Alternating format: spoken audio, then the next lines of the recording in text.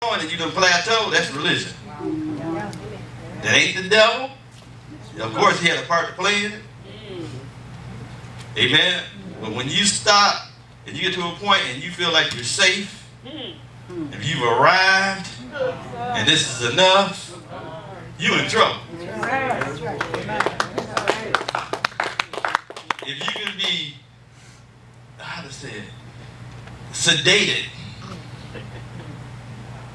by getting your quota met, by coming to a house of God when the doors are open and participating on a low level by being in the building, that's the lowest level.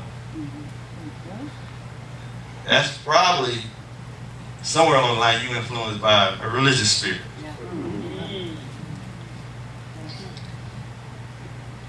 But I got hope for you. He said he came among his own and his own received him not. So he was in the system and they didn't receive him. He brought judgment on the system. I'm here to tell you he's coming to us. Every time someone who is led by the Spirit of God and submitted to the Spirit of God and entrusts him with the words, or God entrusts them with his words, he is coming among us. He's here this morning. He's here this morning. Amen. I know you want to see him physically, but he's here. He's here. So we won't be a part of that group that he came and we received him not. We're going to receive him. See, because verse 12 says, but as many as received him, to them that was in the world, those that acknowledged him and understood his life and affirmed him as the way, the truth, and the life, were able to transition out of an old order. Am I right? It said, but as many as received him, to them gave he power to become the sons of God, even to them that believe on his name. What a prerequisite. So all they had to do was believe on his name.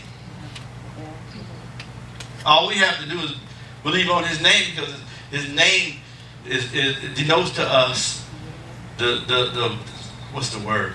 The power, the efficacy of his word. His name denotes he's efficacious, which means he's powerful. It's not reserved for a particular historical event.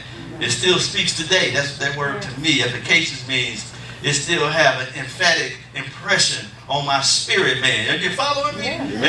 Yeah, when we believe on his name, there's something about the name. I know we got songs about his name. There's no other name under heaven for men to call upon where they can be saved, Acts 4 and 12. Amen. And then if you're in warfare camps like I was raised, then you start understanding over Psalms 44 and 18, through his name we tread upon our enemies. See, I said, through thee we push down our enemies. Through your name we tread upon enemies. So we, there's many elements, and it's a manifold wisdom. It's a manifold wisdom as we appropriate his name. But he said, as many as received it, he gave the power to become something that it never was before. That's what it's all about. Every toil, every prophetic utterance, every thought that was brought into manifestation, every precursor to the manifestation of the deity of Christ, was he came not for that so we can make it to heaven. We know it here right well. He didn't come so that we can go to heaven, because he brought heaven. And the Holy Spirit is here to let you know that heaven exists. Not just tongues. We talked about the speaking in tongues. But he gave us a birthright. Tell your neighbor, we got a birthright. I don't care if you've been the black sheep in your family. It don't matter. You change the order of things.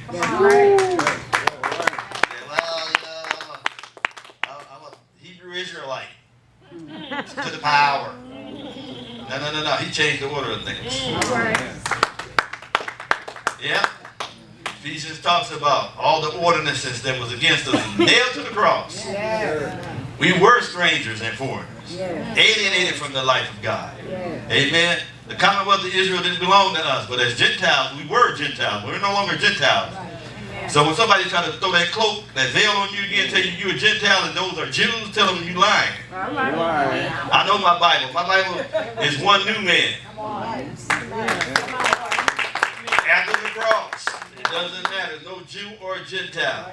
I know folks looking at me like, what do you mean? That's Messianic Jews, that's Orthodox Jews. That's what your theology is deeming.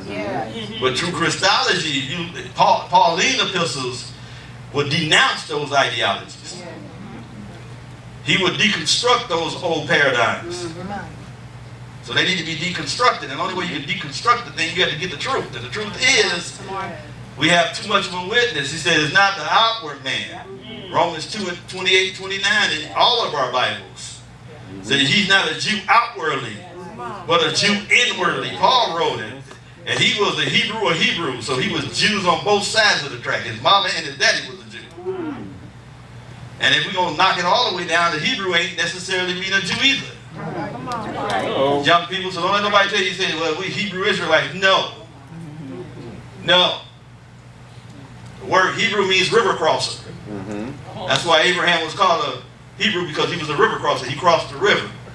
Only religious people make it some type of religious term.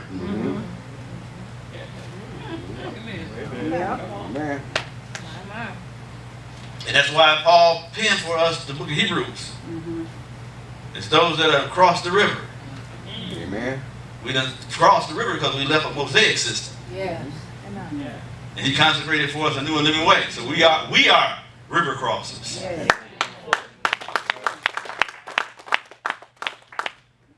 I just gave you guys a whole bunch of stuff.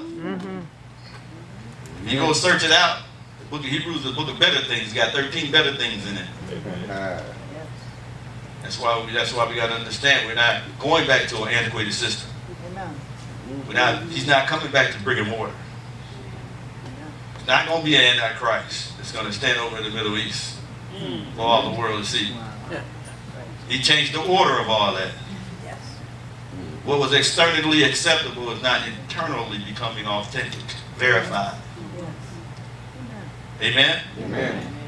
He spent his whole ministry pointing to this new dimension of becoming sons. That was being established. With his birth into the world, the Word became flesh. Christ had come. But from the moment he went up to Jerusalem and threw out the money changers until the time they brought him to his crucifixion, Jesus was preparing his disciple to understand the coming of his administration. I'm going to say this again because this is equally important. Jesus spent his entire ministry pointing to the new dimension that was being established. Even in the midst of a corrupt system, he was pointing them to a new dimension. Even before he even humanized the word, or the word became incarnated. John the Baptist was the original voice to prepare them to transition. So with his birth into the world, the Word became flesh. Christ had come. But from the moment that he went up to Jerusalem and threw out the money changers until the time they brought him to his crucifixion, Jesus was preparing his disciples to understand the coming of his administration. So he's not going to give that administration to a natural people. Let's go. Come on. Because I know I got some that have been here for 12 or 13 years, still don't believe it. They believe Hagee and all the rest of it, because the bigger your building, the better your word. Yeah, the more people you have, that means your word is real. That's the biggest lie in the world. Let me show you. Matthew 21 and 33. Y'all all right? Matthew 21 and 33. Hear another parable. There was a certain householder which planted a vineyard and hedged it round about, and digged a winepress in it, and built a tower and let it out to the husbandman, and went into a far country. All he's doing is taking Isaiah 5, and he's showing them natural Israel at the time was divine. That's why Jesus said, I am the true vine. Yeah. Am I right? That's why he does it. There was a bread in the wilderness, but I'm the true bread. Come on. Yes. Y'all still looking at the shadows. I'm the substance. He said, build a tower and let it to the husband and went into a far country. And when the time of the fruit drew near, he sent his servants to the husband that they might receive the fruits of it. You got it? And the husband took his servants and beat one and killed another and stoned another. That's what that system always did. When God would raise up a voice to inaugurate a fresh administration, they would kill that voice. Some of y'all do it too, though, by the way. Y'all do it. Don't even go there. But yeah. And then the husband, where am I? Yeah, verse 36, right? And he sent other servants more than the first, and they did unto them likewise. Now he's talking about the prophets. He would send them to the vineyard, to the husbandman. He would send them to natural Israel to let them know, this is the way, walk in it. Your imaginations are getting away from God. So every voice and history will tell you that they were killing them. And so they did it. He said, he sent other servants. Over and over he sent prophets. But last of all, he sent unto him his son. I mean, who's that, y'all? Okay, don't mess that up. We're broadcasting. And they will reverence my son. But when the husbandmen saw the son, they said among themselves, this is the heir. Come, let us kill him, and let us seize on his inheritance. He's going to upset the apple cart. He's going to destroy the order of things. We've been so safe for 500 years. We haven't had God speak to us in 500 years from Malachi to Matthew. From Malachi to Matthew, about 500 years. Tone deaf. Why? Because they